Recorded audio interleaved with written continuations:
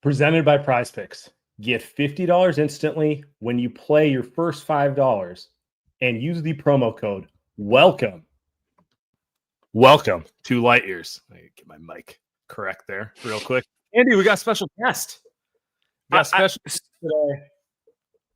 Sam, I always say it's my favorite coming up. I know I always say that. I feel like people make fun of me, but this guy's actually my... Dude, I wish that I was recording a video at Chase Center and Mike Dunleavy was behind me while I'm talking about how bad Kuminga is at basketball. Although Mike might agree with me, Sam, actually. So maybe not the right guy. Maybe Joe's behind me. Maybe I'm recording a reaction video. Joe's behind me while I'm talking about Kuminga. What do you think Joe would do? You think Joe might slap me in the back of the head? Just Joe's an expressive guy. If nothing else, you're gonna get some great visuals of him like having his eyes pop out of his head, seeing you walk by. I don't think Jed does that. I think Jed holds a better poker face around our guest here. Maybe I'm wrong. Maybe I'm wrong on that. It's only in comparison to Joe, who has a terrible poker face. But it felt like the right time to get our guest on, sir, because it is officially September and the Warriors have done nothing for 2 months. Zilch. We've passed 60 days. We are past Labor Day. The Niners season will open before the Warriors literally sign their second round pick. They haven't done anything. Still 9 players on the roster. At this point, you just have to laugh about it. And you know what's really missing in Warriors land? Some quality control. Grant, how you doing, man? I'm doing great. I don't see why you guys are so worried about the Warriors, man. They were really good for 2 months last year. If their 3 old guys just stay healthy, I think they got it. I think they're good. It's true. They only need a 9-man roster. That's the goal. This is like the Niners deciding to run it back with McCaffrey, Trent Williams, and a bunch of unproven rookie. Oh wait. Anyway, hey, come on, Sam, come on. Upton Stout's gonna be really good, dude. We're not doing that on them at your own peril, Sam. Yeah. Andy and I are picking to win the Super Bowl. That's the way to go. That is the way to go. All right, veteran. I would consider you a veteran Bay Area reporter at this point, Grant. You've been around the block. Not your first rodeo. Take it. It's my 15th year covering the team. I'll take it. Sure. Wow. You guys, is it really your 15th year? Wow. Yeah, I started Harbaugh's first year, 2011. Wow. It sneaks up on you. I was gonna guess 10. 10 was my in my head number I was going with, which would still make you veteran, but 15 basically makes you senior citizen. You might as well be. I'm almost 40 years old. Which is, you guys might be that. I don't know. I think Andy's younger than me, but Sam's older, so I'm just tread light. You're splitting the difference right there. Yeah. You're right there with us. Yeah, there you go. Harbaugh's first year. That's like I started Mark Jackson's last year. I mean, I don't go to the games like you anymore, but I always wanted to ask. Now that we're here, I know we got some other topics, but I'm gonna cut Sam off real quick before he gets to the good stuff. But Jim Harbaugh versus Kyle Shanahan. I want to know who's your guy. You got to pick one. It's like a Niners fan thing. We love picking. It's either of them one. Yeah. I mean, Harbaugh was a lot of fun to cover. Kyle's fun to Harbaugh was fun man face to face in press conferences because he wanted to be challenged and he wouldn't kind of shut it down. He would just.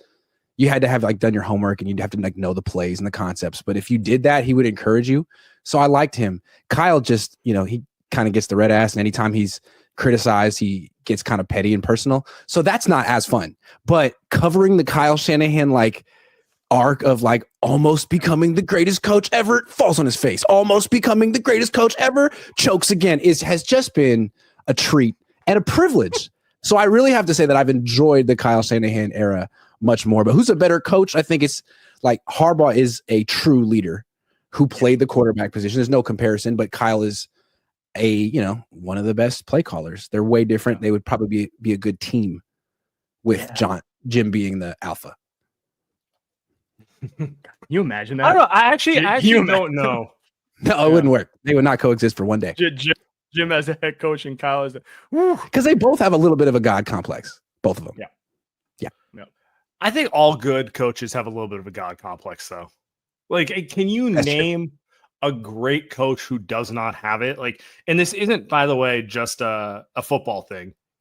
Steve Kerr, little bit of a God complex. Phil Jackson, notoriously massive God complex. Pop had one too. I think it comes with the territory. You got to have the ego to look at best athletes in the world at whatever sport it is and be able to say, I know you think you know what you think you know, but I am smarter than you and you will do things my way. But the difference between Steve Kerr and Kyle Shanahan is that Steve is way better at faking that he doesn't have a God complex. He can be kind of charming and down. He can kind of seem down to earth like he's one of the guys, whereas Kyle can't.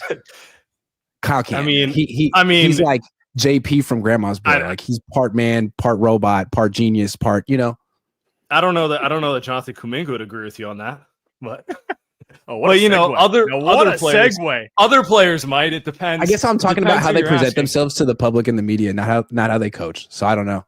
Maybe Steve is that's true. Unbelievably loved coach. Unbelievably loved coach. Like he was formerly media. He was. He knows how to work a microphone. Yeah, there's no way around. He's like John Lynch. Yeah, nobody better. Nobody better.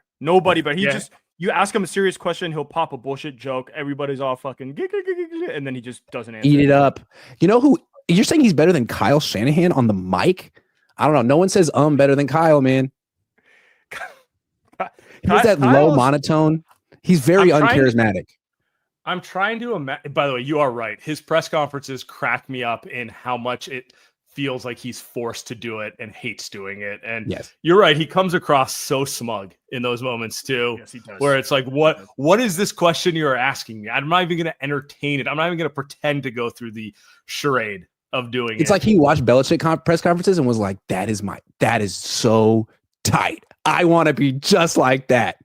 Wasn't that most football coaches though? I mean, for a while, but I mean, now I think there's like Sean McVay is much more like, no, ask me anything, bro. Ask me whatever you want. That's my favorite coach. Yeah, he does. He does fake it better. And there's Andy Reid, who has that real nice, dry sense of humor, which is super underrated. He does not take things too seriously. Andy Reid, I like Andy Reid. See, I also just don't think the Steve Kerr press conference personality to work in the NFL. Like you can't go up there after you've blown a game and be like, we're not chasing wins. We're thinking about the bigger picture. They can't do that. It doesn't work. Football's not a chase big wins. picture. You got 17. Yeah. Football's a military sport. It takes itself unfathomably serious. Sometimes I don't think the Warriors take themselves. They got 9 players on the roster. You think the Warriors take anything serious? We've been sitting there. Man, you think they take anything seriously? Sam and I could be on the roster remote. Who the fuck knows, man? I don't know what we're doing. Nobody knows. They'll invite us out for practice and they'll be like, okay, but you can't watch this part. You have to stand behind this wall. And they're like doing some type of stretch or like a walkthrough that we wouldn't care to reveal or even know what we were looking at. They're like, you cannot watch this part. I'm like, okay, good luck. Yeah. Now that you have this. I can't. I mean, I've been looking it up. I cannot find a ruling on this, but I think this is the longest an NBA team has gone in the off season without having 14 players on their roster. Like it's just. I don't even know what to make of it at this point. Actually, I know what it is. Doesn't cover watch the Warriors year round, and a lot of Niner fans are like that. Can you explain what is happening? How does a team make no moves for 2 months? What is this, and why is Jonathan Kuminga still here?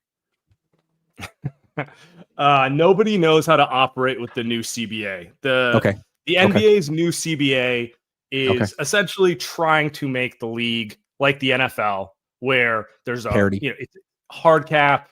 You kind of have to be smart with your money. You're constantly moving players. Yeah, Steph's not getting moved, but everyone else is kind of in the life of eventually they'll get moved on. And yeah, to your point, parity.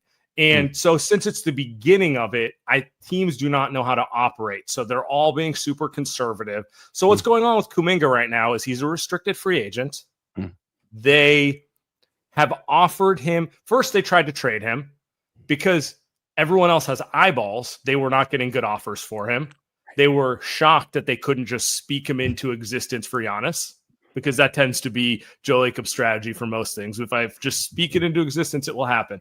So they decided. He's a top 10 pick. We love him.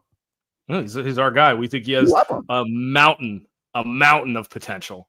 So their next best move is let's sign him to a team-friendly deal so we can trade him at the trade deadline.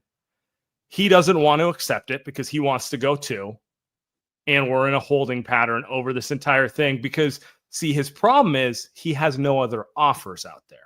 So he's just like, well, if I wait, maybe something will happen. Maybe I can make them uncomfortable and make them just up my offer so at least I get more cash in my pocket. Or they rescind the offer so I can go sign somewhere else and do what I really want to do, which is score 20 points per game on a 19-win team. One of those two. And the reason the Warriors have not at least filled out the roster and been like, okay, we're just going to wait on the Kuminga situation is there's literally cap dynamics that are at play where if they sign a player before Kuminga, it might screw them over and make them lose Kuminga as an asset. And then that's the underlying thing. Although they want no part of keeping him big picture, they clearly do not like him internally. Like, I don't care what my favorite quote in the offseason was Steve Kerr's leading the charge on figuring out how to reacclimate him into the team next season. I'm like, I'm sure he is. I'm sure he is. Did he text that to you? Like, where did you get that quote from? Did it come on Warriors letterhead from Raymond Ritter? Like, this is the biggest lie I've ever heard. Leading the charge of pushing him off the team. Yeah. So like they clearly both sides want to move on, and that's fine. Sure. But they're at this position where they want to get value for him. And all of this is to say, Andy and I are sitting in the chair. That's all that's happening here. We're just sitting in the chair watching nothing. Other people have fun. Yeah. I mean, yeah. Just sign your second round pick by this point. I don't know. So here's my question. What are the odds that Kuminga will be on this team when they start the season? Because that's what I want to see. I just want to see the sheer drama for the sake of it. Is that going to happen? Of course you would. Yes, he will be on the team. Yes. It's not something that I'm saying. Fire off my takes after the games. 75%. Hell yeah. Can you imagine what would a football team do in this? 90%. What is 90%? Yeah, I was hoping it could be 0. Football teams have more leverage. Yeah. I feel like if some guy had some out, like we just saw this with Juaun Jennings. I was going to say, think you're a number one wide receiver? You think you're worth $25 million a year? Hey, guess what? You're not, and you're not going to get that. Well, you can skip training camp, I guess, but you're going to be out there week 1. I bet. And he folded. He won't even explain what happened. He probably has to get his story together because it was so embarrassing. He should have just never done it. Yeah, he should have just never done it if that was the case. Like, dude, you should have better to not do it than to do it and get nothing. Yeah, and now he's not ready to play. I mean, they play in 5 days, but I think that Juwan's a better player than Jonathan Kuminga, but Kuminga has more leverage than Juaun Jennings. Yeah. Well, Juaun Jennings knows who he is as a player. Contract dispute aside, and I get it from his perspective. He's like, Ayuk's done for the year. Yep. Ricky Pearsall looks nice, but he hasn't actually proven anything. True. This is my chance. This is my chance to get paid. And maybe he has a crappy agent like Kuminga too. It's Drew Rosenhaus. Oh. Okay, so that's not the problem. I think it's him, man. Yeah. I think he was like, I want more money. And then I was like, sorry. I feel like there's a world where if he made a modest ask, he might have got a little more guaranteed up front. But if you're going in there being like, give me 20 plus. And it's like, I don't know, man, you're kind of a gritty, like can catch it in traffic and won't bust anything for like, you're not a star receiver. You're a nice to have. You're not a need to have. And they made that abundantly clear. Like if you're not out there on Monday, we're signing Kendrick Bourne. And he's like, say less. We're signing the old you. Yeah, exactly. It's pretty much. That's like, good. That's threatening. True. I don't know if I can beat out the old me. That guy's pretty good. I'm the old me. Not bad. No, Sam's right. Dude, you're right. Like, if he had asked for what is he making, 5-6 million? If he asked for 12, like, does he get 12? Like, 25 is just insane. Like, you're not as good as Ayuk. Ayuk's actually a top 20 receiver in the NFL. Like, before he was hurt, like, they couldn't live without him. Before his leg broke. Kyle couldn't. What's that? I feel for him too because he's definitely underpaid. He's probably the most underpaid player on the team. It's just that in 2023 he had 19 catches, and when Ayuk comes back this year, he could be right back in that wide receiver 3 role, or 4 if DeMarcus Robinson is playing well, because Robinson went to training camp and Jennings didn't.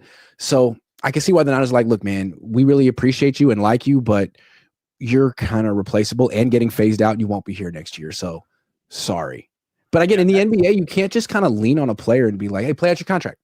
Or maybe you can. I don't know. It just seems like players have. I think that's what's going on. Teams are trying to do that because part of the reason this new CBA passed was most of the owners were just sick of what's the word? Like the LeBronification of the NBA, where it's like, it's one thing if that dude acts like a diva because that dude is actually good enough to dictate his terms for the better part of 20 years. It's another thing when guys who've proven nothing, led teams nowhere, are constantly asking for trade demands and doing kind of all these things that, they're not good enough to do. So that's, I think, where we're at with Kuminga. He wants more money. He wants an opportunity to show he can do something, blah, blah, blah. The Warriors are doing what NFL teams would do. So that's great. You do not have the ability to do that. You do not have the leverage to do that. You're not a free agent. And if you were, no team would give that to you either. So come back at the contract terms we're offering. And it's just a new thing in the NBA. I think that's the other part of it. Part of the reason the stalemate is going so long is this has not happened in the NBA. In the NFL, we just look at this as, saw this last offseason. See this like across half the teams in the league every offseason. And I think that's kind of where we're at with it. So it's like, as much as we're making fun of the Warriors for it, and it is frustrating to watch, I do understand the underlying logic of how we got here, even though I wish we didn't. Yeah, I mean, you spent the 7th pick in the draft on him, and now he's Corey Maggette, young Corey Maggette, and that's a tough pill to swallow because that's not a winning number 1 player on your team. So do you just keep him around or do you trade him for nothing? I mean, what would he really be worth in a trade? What would a team give up for him if it was a draft pick? Would it be a top 20 pick? Maybe, but I mean, like maybe getting like the 16th pick in next year's draft also doesn't do anything for the Warriors because they have an older core. They're trying to win this year. Like they'd rather get a 6th man in their rotation than the 16th pick. Now, if they were in a rebuilding team, obviously it'd go the other way, but they're not. So that's the issue. I think. Okay, so if you traded him for some 6th man who was in his 30s, who's the best guy you could get? I mean, Malik Monk right now is the best offer they got. Okay, that is that's best pretty. player That's the best player. Yeah, but they probably get. They can't get Giannis. You're telling me they can't get Giannis? Wow. Got Giannis at home. Ironically, Steve Kerr would love a Juaun Jennings type of player. Like, just ironically, that is the perfect type of like a Juaun Jennings player would be a 3-and-D, like a Dorian Finney-Smith. Is like he just shoots the 3, defends half the roster is pods is Juaun Jennings. They have 10 Moses Moody's. Moses Moody's a Juaun Jennings. Yeah. But that's what Steve likes. Steve loves those guys. I don't know if Kyle loves to. I mean, I'm sure he does. But like that's the Warriors type of player. Like, yeah, Kyle likes his guys. That's why you got paid $50 million. Kyle would rather have 10 Juaun Jennings than 1 diva receiver who refused to block. I think. Oh well, okay, yeah, but I thought you were talking about Ayuk. Ayuk blocks, but yes, I mean, of course, if he doesn't block, yeah, but when he wasn't blocking, he got benched for a long time. Yeah. So he's Jordan. That's Jordan Watkins going to play. Yeah, that is a Steve Kerr. Did Jordan Watkins play week 1? Probably not. No, I meant like no, Sam's right. Like I forgot about that. Where it's like Kyle is such a hard ass about like small shit, like quote unquote small shit. Like some coaches, if you can run routes, you get open, great. But with Kyle, it's like, well, you can run routes, you get open, great, but like you better be able to block, right? I think that's the point he was trying to make. It's like, it makes sense. And you better run the route at the right depth at the right time. You can't just be open. You have to run it exactly how I drew it up. No, which is why Ricky Pearsall was just running routes and doing cardio last year. Like it's like nice, good try, but that wasn't exactly what I wanted. But this year, we'll see. So I guess Kyle and Steve are kind of similar, except one has rings and one has excuses. Yeah, but one inherited a Mount Rushmore player. True. The other inherited the worst roster in the NFL. That's true. At the time. That's true. God, who was on that 2017 Niners team? That was a bad team. You don't want to know. Eric Armstead and DeForest Buckner, but they had and no one else. No one else. It's Staley, but no, it was awful. I mean, the Harbaugh team had got older and left by that point. They were very transitional at that point. So and I think honestly, Steve would probably have the same problem. Steve's starting from scratch. Like, I don't know how confident I am that he'd build a winner, but if you give him a team that has a legitimate chance, I know he can land the plane. And I'm not sure which is more valuable. Actually, no, I'm not sure which is more valuable because Steve's more valuable. Steve's more valuable. The one where you can get to a championship is probably more because you can't necessarily say that about Kyle. The 2023 Niners team was as good as any like maybe one of the better teams to ever lose a Super Bowl. That team. So if you Well, get Kyle they like the lost best in roster in overtime. football, They shouldn't have lost that game. They shouldn't have lost. That Chiefs team that wasn't one that great. hurts. Yeah, we saw what the Eagles did to that Chiefs team. I mean, that was like not suitable for children. That was messed up. Yeah, that was gross. The Niners should have won that game. Had every opportunity to win that game, and they couldn't. They had 9 of the top 100 players in the league that year, as voted on by the players. You can't say that if you give Kyle the best team in the league, he knows what to do with it, because he's still going to make it about himself down the stretch. Whereas I think at least Steve can figure out, I don't know, the best way to use that team. Well, you can't argue. Get him in a best of 7. Get him in a best of 7. You think the Niners Chiefs? Yeah. Niners Chiefs. He can't choke that many times. Yeah. I mean, that team was every player walks away with CT. What is Kyle's record against Mahomes and the Chiefs? He's never beaten him. You're making me hurt. It's that's like the. Yeah, I didn't know we were gonna do this, but I think the Steve stuff is real in that like he hit on one of the greatest players in his generation, which is why, by the way, the system that he has, the scheme, he is unrelenting, similar to Kyle. Like he doesn't. Steve doesn't move away from the off-ball stuff, which is what Steph loves. He doesn't move away from the emotion offense. He doesn't move away from the way he plays defense. This is the type of stuff that Kuminga and younger players don't understand. Even Pajemski, who I think Steve loves, doesn't actually like. He doesn't play the perfect style that Steve wants to play because nobody does. Like, there's just not many young players grow up playing that way. It's a very old school type of system. All players do nowadays is just play. I don't know how you would compare it to football because I don't know football that well, but it's like. Back then, right, you would have guys pass, screen, cut, defend. Mm-hmm. Nowadays, basketball, it's like, it's like you're going to watch the Lakers, you're going to watch Luka, and it's just going to be him standing around on offense. Yeah. James Harden, different. Yeah. I still disagree with that. I mean, I partially agree with you. Most players that are coming into the NBA have the mentality and are used to playing the style you're saying. But I could high pick and roll, one pass, kind of like Mike D'Antoni style. Yeah, but I could point out so many young players the Warriors could have potentially picked who would have fit in perfectly. Jalen Suggs, meant to be a Warrior, he's a better version of Pods, right? True, very true. Franz Wagner would have fit in perfectly.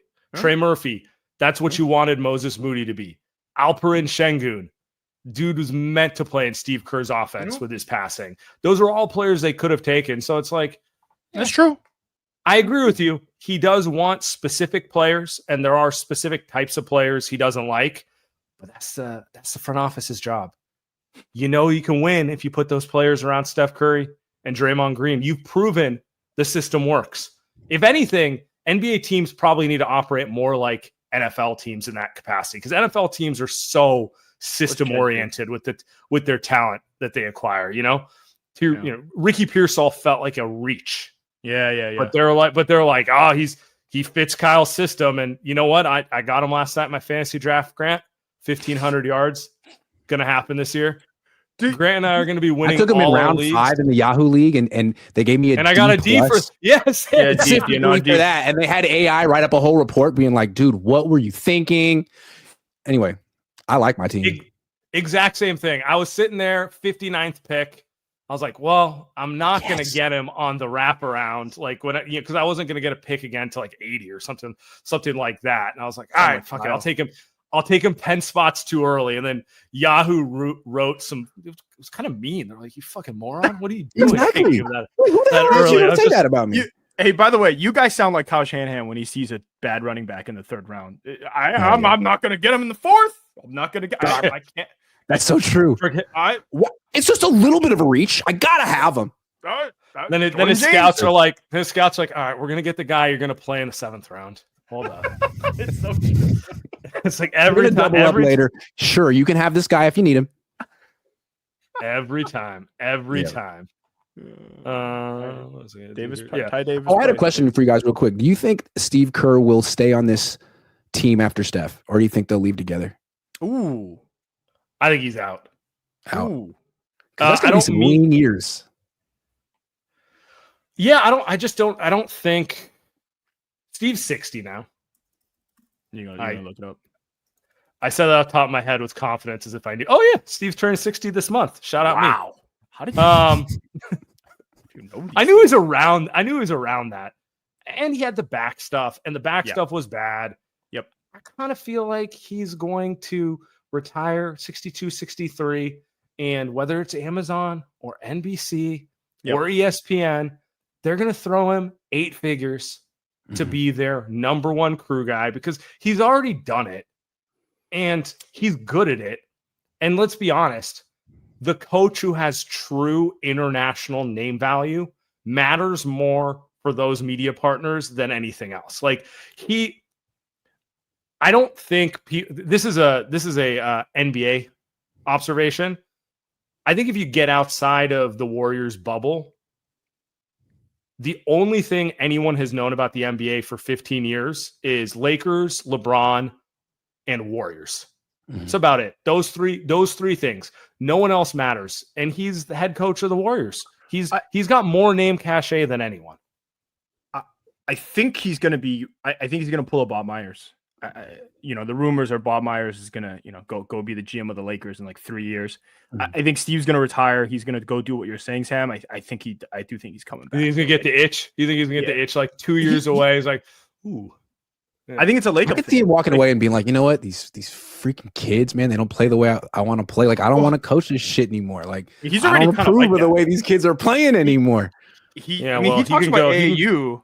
And he's kind of like, it is kind of like, well, Steve, I mean, that's just how people are nowadays. Like, you can't alienate the whole pipeline. Yeah. Can't just say that. Joe Lacob's also, I think, the other one. I think Bob Myers kind of had enough. I think it's very clear Bob is going to be back as a GM someday.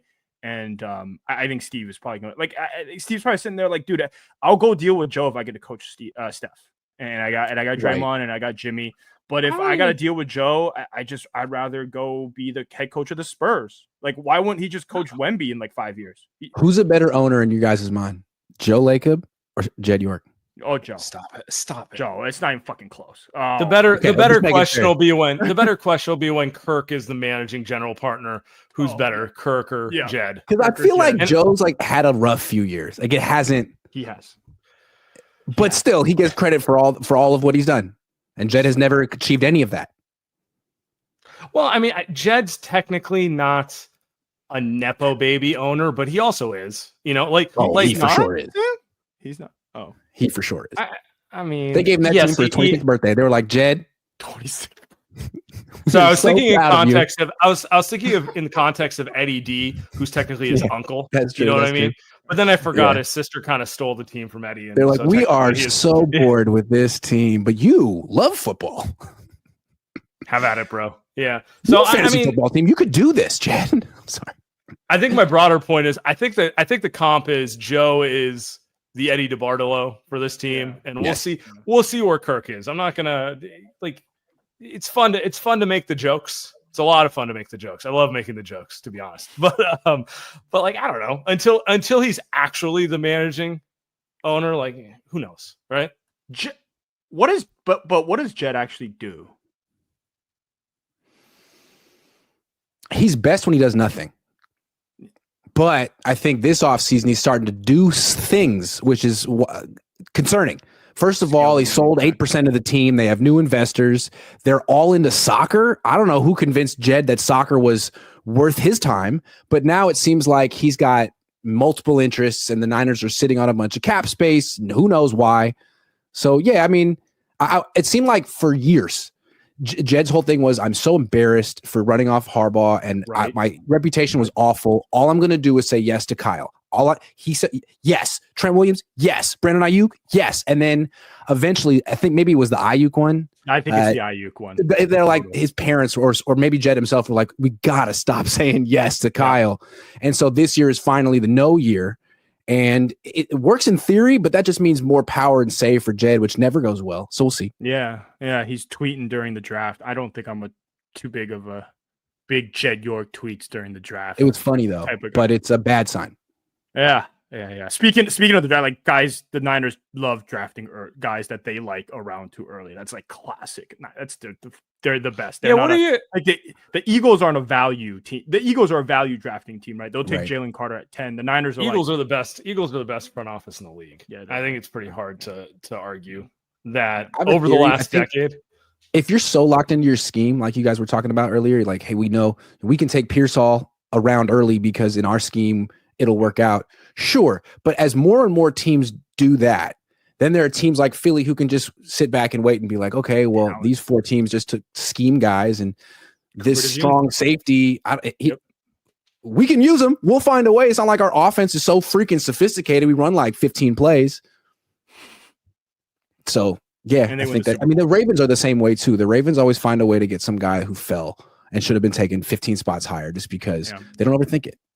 Yeah. But then, the Niners get 5th round picks. Go ahead, Sam. I was going to say, what do you think of Mykel? What do you think of Mykel Williams? I think that he could end up being really, really good. Like they compare him to DeForest Buckner. DeForest Buckner, that'd be great. DeForest Buckner wasn't really that good until his 3rd year. He was pretty good his 2nd year. I mean, most D tackles aren't great as those were terrible teams. You put a D tackle on like a fucking garbage team, it's like, great, he took 2 blockers. No one can tackle. That's true. So he's on a better team. So it's like he plays DN, but he could slide over to D tackle. Is he an edge guy? Is he a D tackle? Usually, if you're taking a guy with the 11th pick, you'd like to not take a tweener. And I wonder if he's like a guy who plays 2 positions or a guy who's in between both. If he's a great run defender and a so-so pass rusher, are you cool with that with the 11th pick? Especially when guys, like Mike Green were taken after who are good pass rushers? Don't know. But I like him. He played no preseason games. He's probably going to be a lot better in December than he is in September. I wonder what kind of an impact he's going to make against the Seahawks, but he was the guy I wanted them to draft. I like the idea of Mykel Williams. We'll see how long it takes to put it together. Oh, they got the right coach at least, because I don't know what the hell I was watching the last couple seasons. That reminds me, you know who Kuminga would be if he was a football player? He would not be the tweener like Mykel Williams. Like I feel like Mykel Williams is a high floor guy.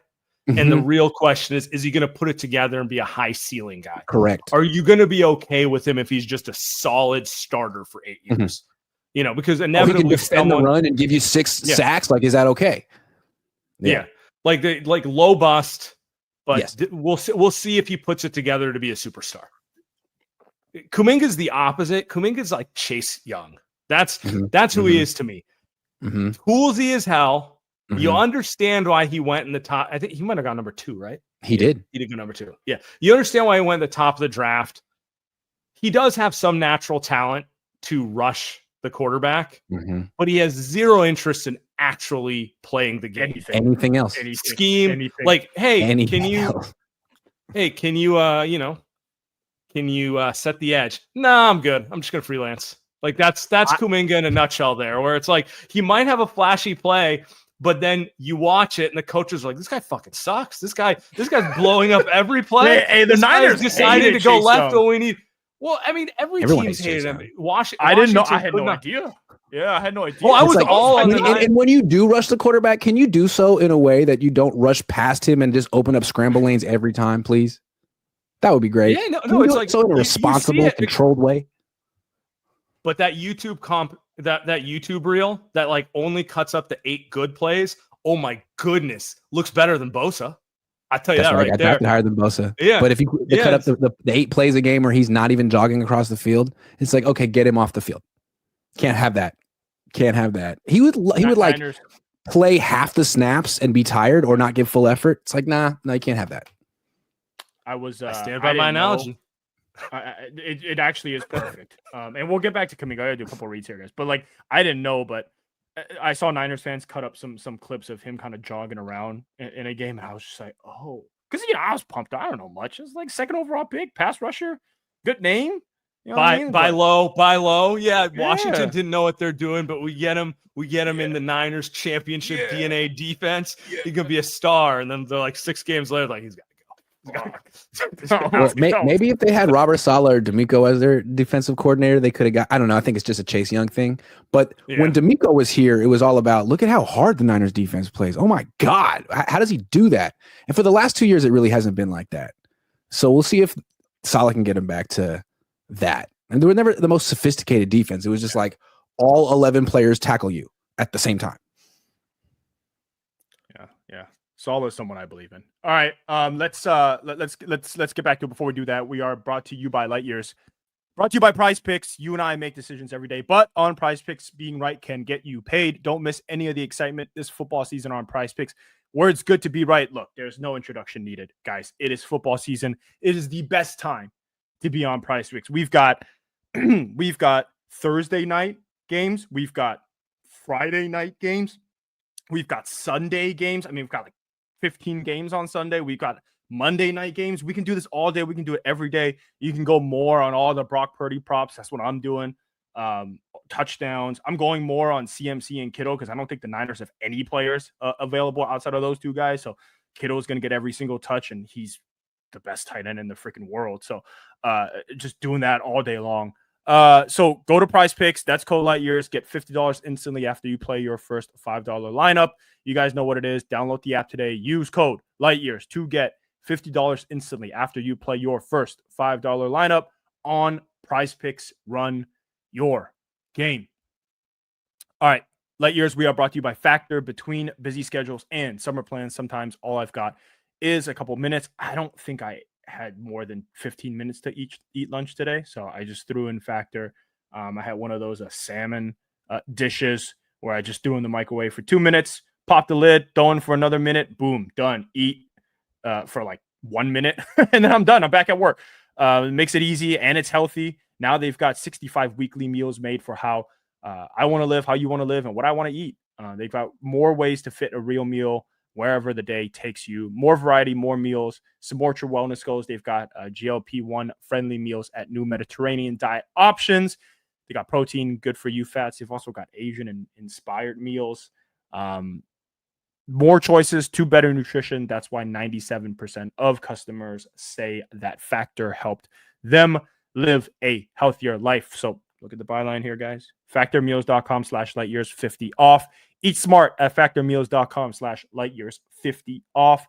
Use lightyears50 off to get 50% off your first box plus free shipping for a year. Wow. That's code lightyears50 off at factormeals.com for 50% off your first box plus free shipping for a year. Get delicious, ready-to-eat meals delivered with Factor. Offer only valid for new Factor customers with code and qualifying auto renewal subscription purchase. Ooh. All right, Grant. What's your impression of the Warriors media space these days? I kind of get curious about it because I feel like, look, football is king. There's just no other way around it. Like, it is louder, it is more aggressive, it is bigger than any other sport. That's not even unique to the Bay Area, but it's only amplified by the fact that the Niners are just a massive team in their own right. What is your impression of kind of the Warriors media landscape these days? I love this question. I think, yeah, let's get into trouble. Okay, sure. Why not? Locally, I feel like it's a lot of guys who really made their careers by hitching themselves to the Warriors wagon and sort of chronicling how incredible the whole thing was. Steph, Kerr, Lacob. And now that they're not so incredible anymore, that they're not light years ahead of the competition, I feel like a lot of the same people are kind of struggling to figure out how to be as relevant as they were 8 years ago. Wow. Because you can't just do the same thing where Steph's great, Steve's great. Okay, that's part of the story, but like why aren't they winning championships? They won a couple of years ago, but it feels like since Draymond punched poor Jordan Poole in the face, there's been weird things happening. And I miss Ethan. Ethan would have been the guy, but there needs to be a guy in there like an investigative reporter or someone who's not so impressed. Someone who's not so impressed with the whole operation. I feel like that's missing. They need some quality control. A little quality control. I'm not saying I'm equipped, but someone that would like to do that. Because again, it seems like most of the people there are still kind of hoping that the Warriors go back to being great so they can ride that gravy train. It does feel like the two timelines fiasco, they should have gotten way more criticized for that than they got. Like, you won titles with Steph Curry. You were dynastic with Steph. And then Kevin Durant comes in. You create the greatest team of all time. He wants to leave. Clay gets injured. Global pandemic hits. Okay, Everyone gives him a pass. And then from then on, James Wiseman is a pick that gets people fired. Mm-hmm. Kuminga, arguably a worse pick because they're still dealing with it now. At least with Wiseman, they just got rid of him after a while. Kuminga, I mean, I don't know, 1,000 episodes, Andy, about Kuminga at this point.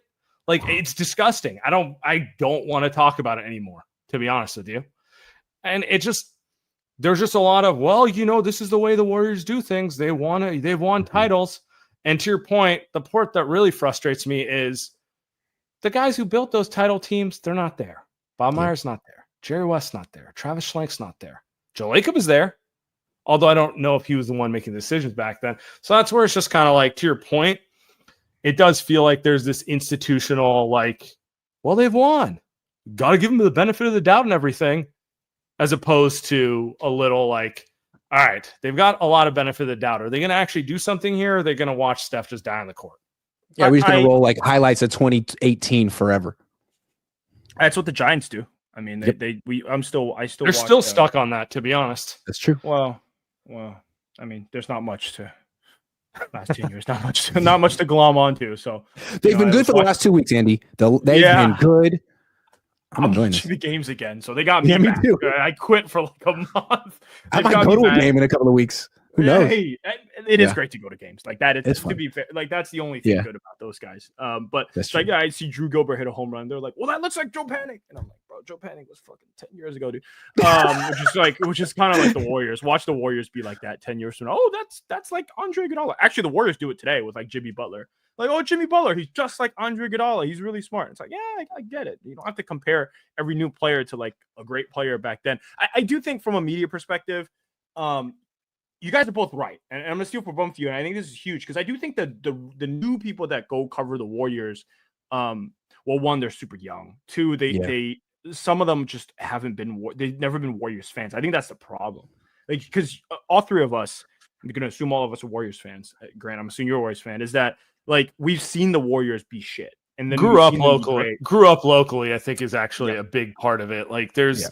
It's actually what I'm trying to say. So you're exactly right. Yeah. Like that's the key where it's like, man, you gotta be here. You gotta have been there to know what it's like. You can't just walk in and be like, well, Steph is still here. Like to Sam's point, like, so it's all gravy. Like that's, and I think the other thing, the second thing you talk about, you mentioned investigative journalism. That's look, it's not like it's a freaking Nobel Peace Prize out here, but it's like, I do think the lack of actually trying to figure out what's going on nowadays is a problem in media where it's like, dude, like I know Raymond Ritter's great, but you don't have to write puff pieces, bro. Every couple weeks, like, can somebody find out for me what actually happened with the 2 timeline stuff? Can somebody actually find out for me? Like, so like everyone's too scared to burn bridges and stuff like that, which is why I was joking about the John Lynch stuff, right? For you when right before you came on, because I mean I think it's funny, but at the same time, like somebody needs to criticize the team. Like it doesn't have to be in a trolling way, but somebody has to do it because it can be.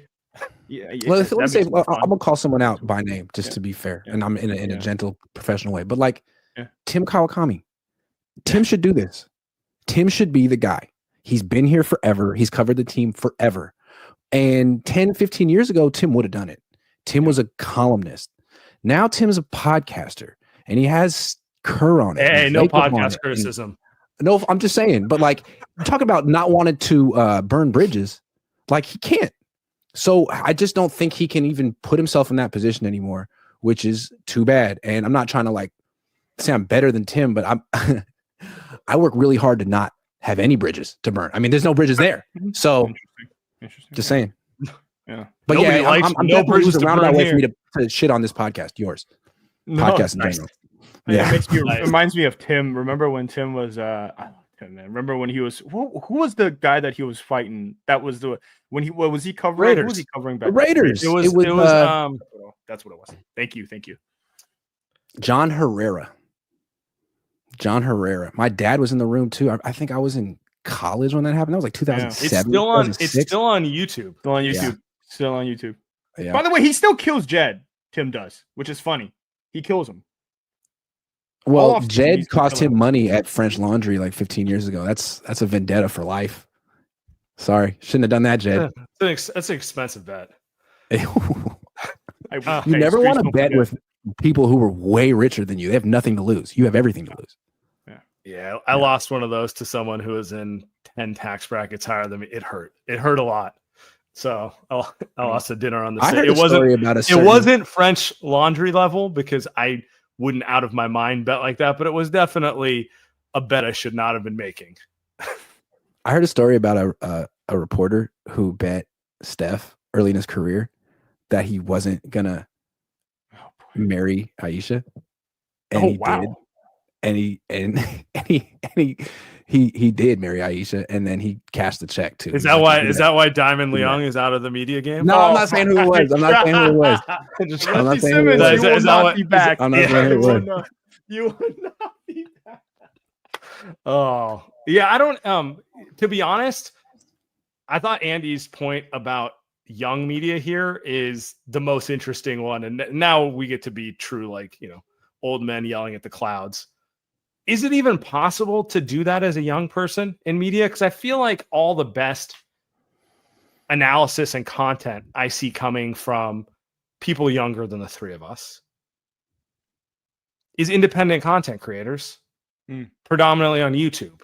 Like the person who's going to hold the Warriors' feet to the fire, outside of Andy and me, of course, is probably going to be a 23-year-old who's very good at speaking, who's very good at video, who figures out something with the YouTube channel. It's not going to be the 80th person that the Mercury News, cycles through on an underpaid salary before that person can move on to hopefully making a living wage. And I'm not even picking on that, but it's just like that's the reality of a lot of those papers around here too. True.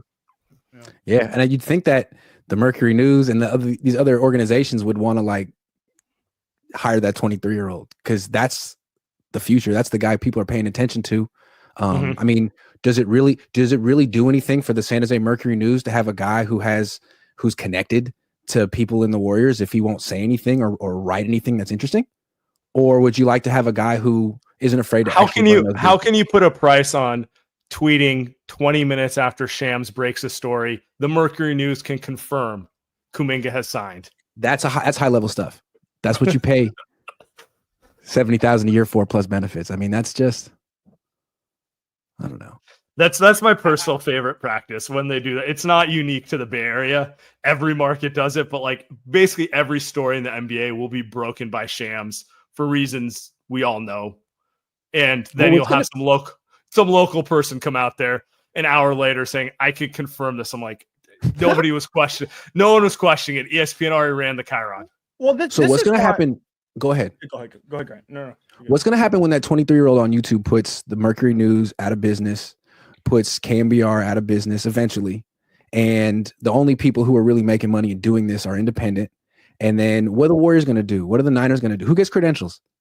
Are you going to let that 23-year-old who's super popular in your fan base actually question your coach? Are you going to let him do it? Eventually, they're going to have to, right? I can't wait for that day. Yeah. Can't wait for that day. It's going to be good. Just screaming goon type person go out there. I do think. I mean, that's where we're headed one way or another. That's why I say that. You're right. It might be in 2 years. It might be in 15 years. But that's where it's going. Papers are not going to get saved. There'll be 10 legacy papers across America, and everyone else will be independent. Correct. I think there is still a space for that person. If that person does it very well.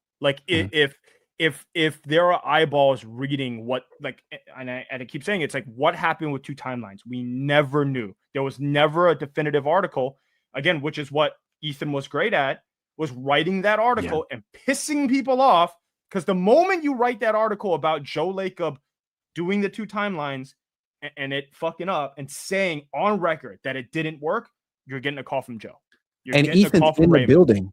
So he could talk to people off the record and really get answers, as opposed to a 23-year-old who can, emote and express what fans feel, but can't get really any answers. Ethan was so good. And that 23-year-old might be right, but you just don't know.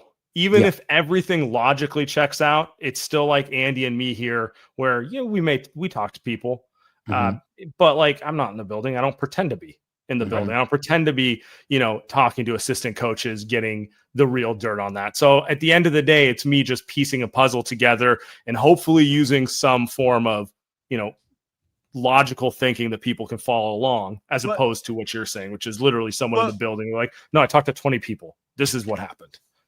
If you look at it, right, like I think our guy Slater could write that story, but you know why he doesn't?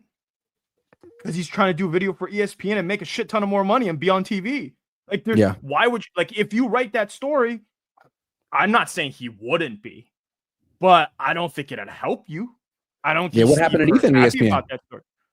Yeah, that might have been a little bit of different, but he was a little too real. Because it's like, Woj said, "All right, buddy, you're out." Well, that was pre Woj ESPN.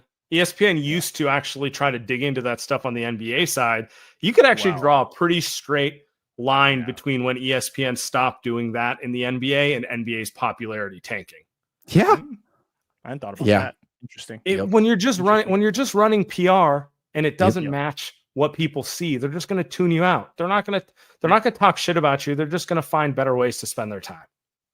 Yeah, I mean, I always felt that the thing that was interesting about the NBA is that the drama was almost better than the actual game. Like the drama 10, 15 years ago was just incredible.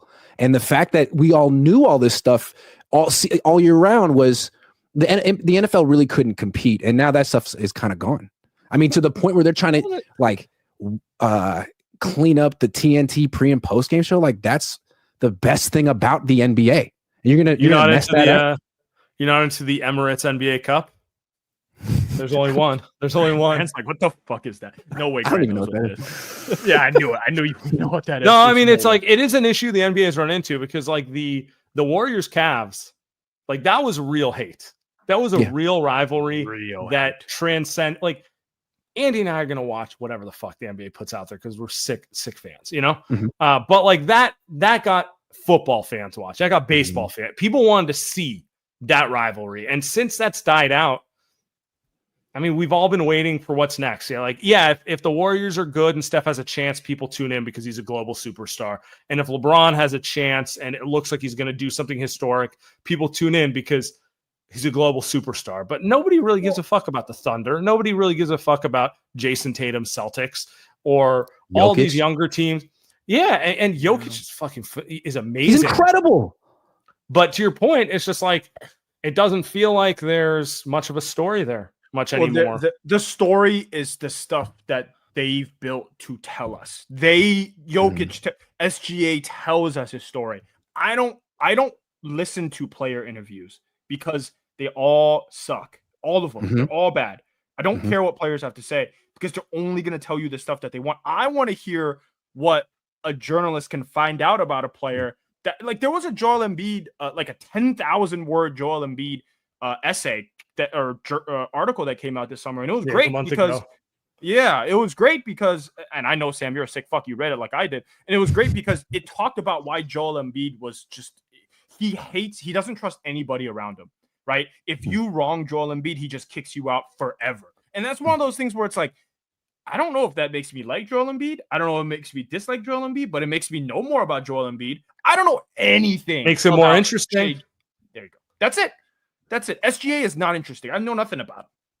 And so, like when the Warriors were when they had Durant and it was all falling apart, you could tell it was falling apart, but you didn't know what exactly was going on behind the scenes. And Ethan came through, and it may have cost him his career, or at least his career with ESPN. I feel like now, like to your point about the 2 timeline thing, who's the guy who's trying to talk to the equivalent of Andrew Bogut off the record? Like who is doing that? I don't even know if you're.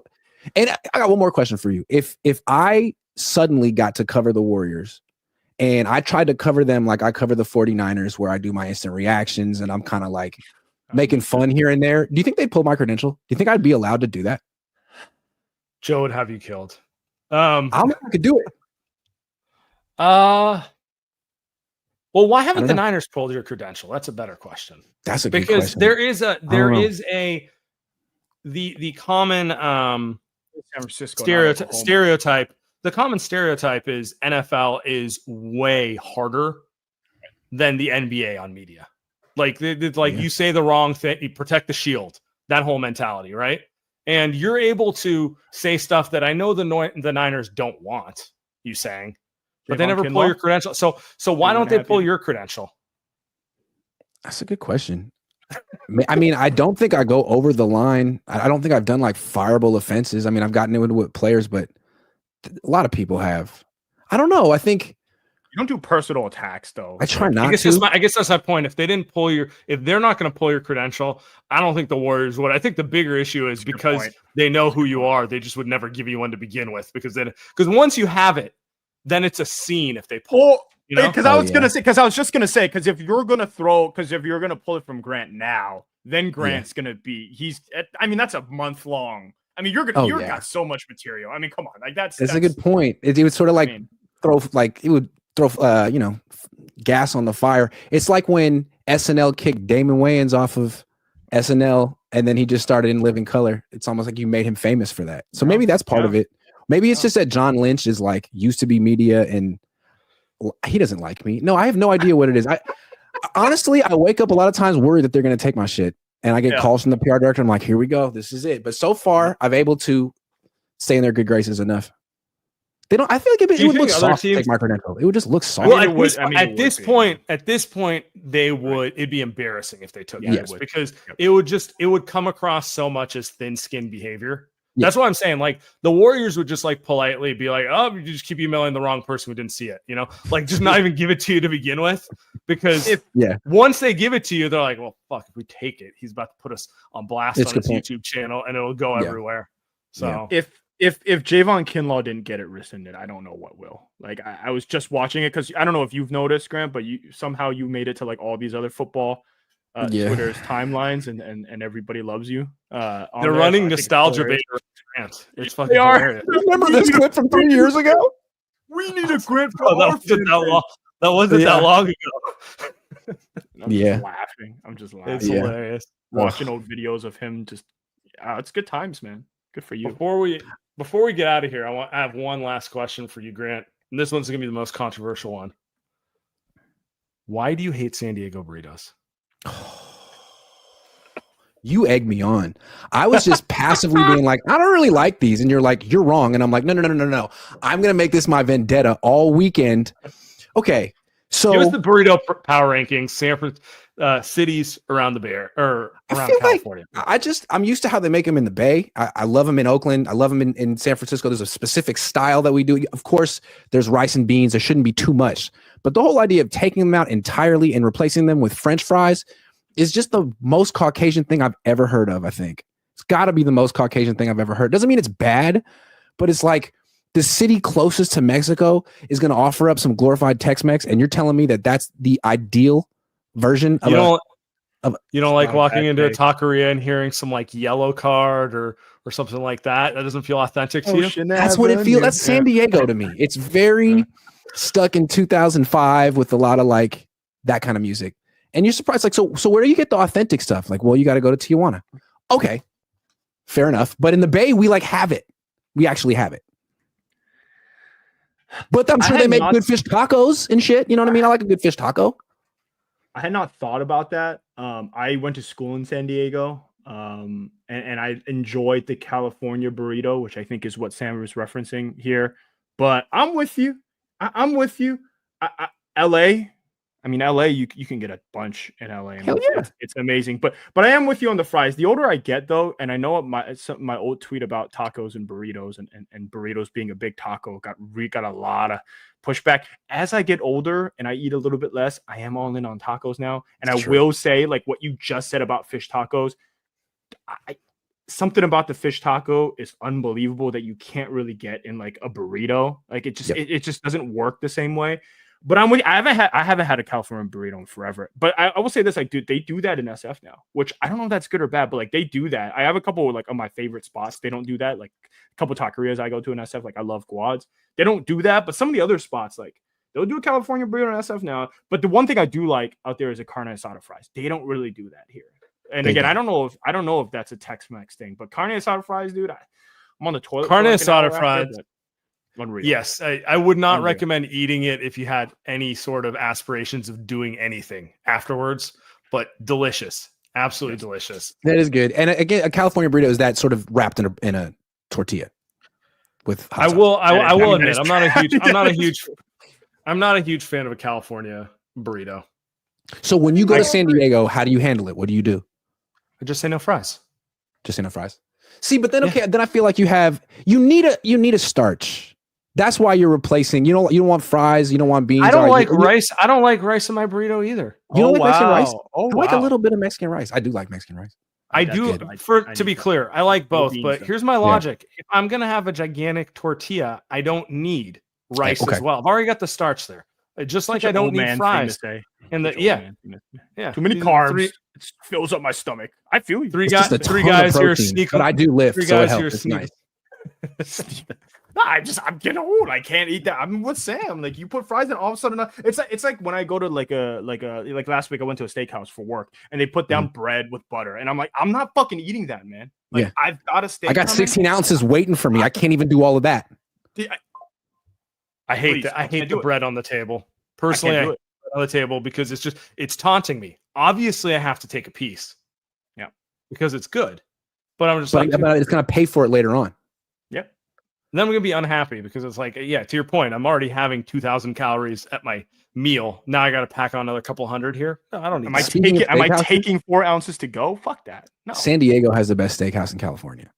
Born and raised in Little Italy, and the fact that like the Italian food is better than it's like Little Italy is a legit neighborhood in San Diego, and they have this place called Born and Raised, which you gotta go. They have like their own Wagyu steak. They got it's up there. It's up there. Where's your let's end on this. Where's your favorite burrito in the Bay Area? Yeah. Let's see if you can redeem yourself. Or where's your current favorite? So like it's one of the taco trucks on International in Oakland. It's on 29th and International. It's in a Goodwill parking lot. It's called Mi Griense. It's been there since 1985. It's been there for 40 years. It's now $12 a burrito. When I first started going there, it was $3.75, but 12 still a good deal. Wow. Well, 12 is a big guy. You're an East Bay guy. I forgot about that. That's right. So I don't know this place at all. Mi Griense, interesting. Wow. There's be no reason to go out ever unless you were living there close by. Where would you go in San Francisco? Sam, you want to go? I got a couple. I got two. Yes, you first. You go first. All right. So I grew up eating at Taqueria Guadalajara. So that's the one across from. Everybody likes El Farolito.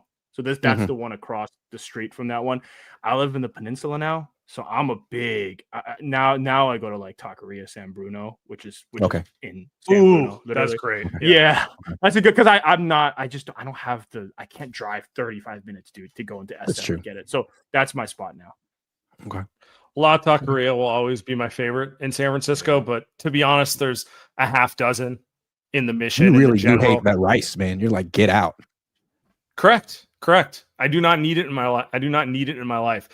Especially since I'm gonna have a fucking bowl of chips also. Like there's so I have to make a trade-off somewhere. That's true. And if the rice is getting the short Mission burrito, you're gonna have a nap. You're gonna take a nap, most likely. Yeah, I wouldn't like that advise nap. That's the best nap of your life, man. Just saying, if you're in the mood for a nap.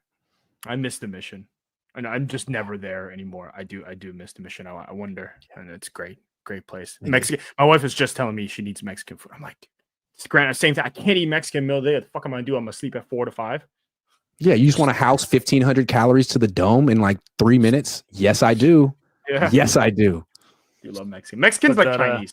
Moment you eat it, you're done. So hell yeah.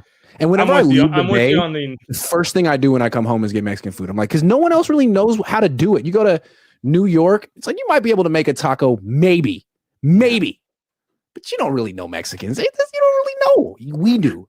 That is a fact. Anytime you go to the East Coast, you're going to be so disappointed if you're like, man, I really feel like a burrito. That's like you'll find some place. It will be nowhere close to your expectations. You'll actually be more upset that you even tried. Stuff like lettuce in it. They won't have foil around it. It's like you don't even get out of here. You can't even call it a burrito. It'd be like halal food. Is the price? Like it's good food, but it's not the same. But that's the closest. The East Coast. All right. Well, thanks for having me, guys. Appreciate you. We didn't even talk Niners that much. Oh, no, we did. All right. We talked about the things that mattered. Kuminga. Wait. Hold on. 17 and 0 or 16 and 1. That's right. What is the prediction? That's right. That's what we need. What is your honest prediction on the season? I did it with my dad today. We both came up with 10 and 7. I got 10 and 7. 10 and 7. Fuck yeah. That's such We all a kind of hedge. agree. That's We all such a kind of hedge take. agree. They're not That's that a- good, but the schedule's not. If they find a way to win fewer than 10 games, I'd be happy. gone. It'd be fun. Kyle's gone? It'd be dramatic.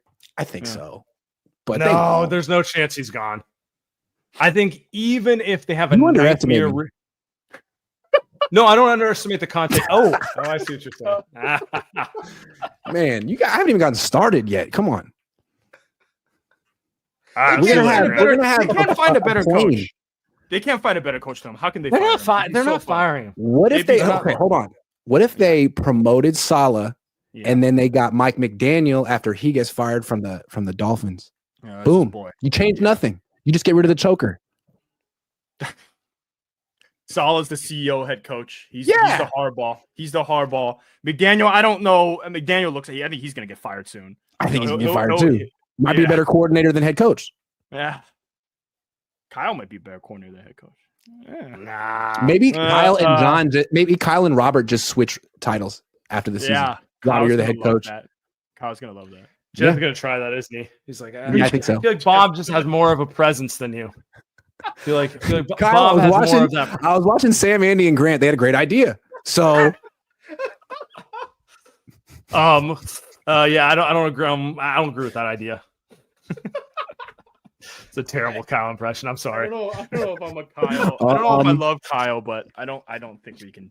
I think I like him the most of the three of you. I'm not. He's terrible with media stuff, but no. I'll put it out here. There's zero chance he's fired. But I will say, if they don't make the playoffs this year, That's what I'm saying.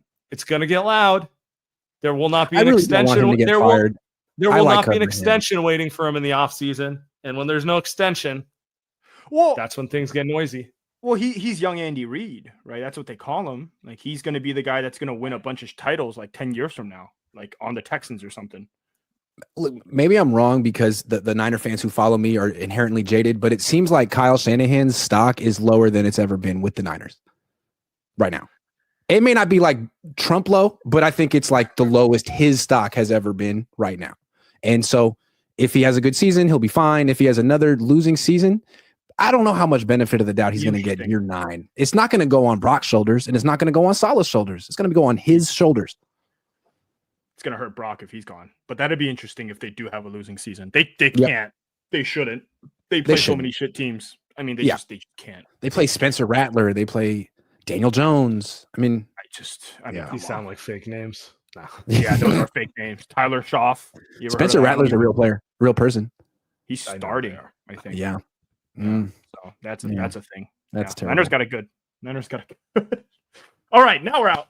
All right. I gotta go. We are out. Much love, Grant.